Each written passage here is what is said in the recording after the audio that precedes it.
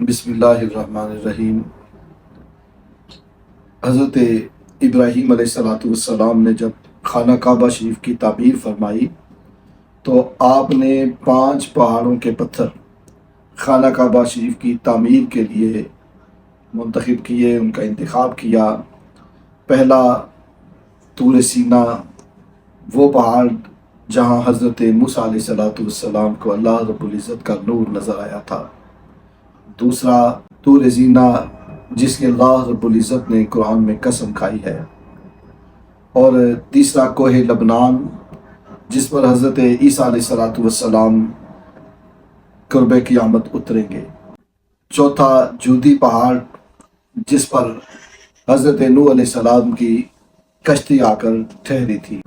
پانچواں کوہ حرا، جو حضرت ابراہیم علیہ السلام کی قیام گاہ تھی۔ یعنی جو ظاہری قبلہ ہے، جو خانہ کعبہ شریف ہے، وہ 5 پہاڑوں کے پتھروں سے حضرت ابراہیم علیہ السلام نے بنایا۔ جو اسلام کے ارکان ہیں وہ بھی 5 ہیں: کلمہ طیبہ، نماز، روزہ، حج اور زکوٰۃ۔ اور اس کے بعد جو انسان کی تخلیق ہوئی ہے، جس سے انسان بنا ہے، وہ بھی 5 چیزوں سے بنا ہے۔ انسان بھی 5 چیزوں سے بنا ہے: آگ، مٹی، ہوا اور پانی۔ 4 اور 5ویں اس میں اللہ تعالیٰ نے اپنی روح ڈالی ہے۔ یعنی جس کی طرف رخ کر کے عبادت کی جاتی ہے وہ 5 پہاڑوں کے پتھروں سے بنا ہے۔ اور جو عبادت کی جاتی ہے، جو نماز پڑھی جاتی ہے، وہ بھی 5 نمازیں ہیں روزانہ۔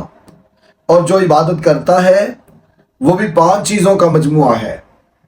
اشارہ کیا ہے؟ علماء فرماتے ہیں اس میں اشارہ یہ ہے کہ جب کوئی شخص اللہ رب العزت کی رضا کے لیے اخلاص دل کے ساتھ، اخلاص نیت کے ساتھ، محبت، ذوق، شوق کے ساتھ خانہ کعبہ شریف کی طرف رخ کر کے اللہ کی عبادت کرتا ہے، جو کعبہ 5 پہاڑوں کے پتھروں سے بنا ہے، جب بندہ مومن نماز پڑھتا ہے اسے 5 پہاڑوں کے برابر ثواب ملتا ہے۔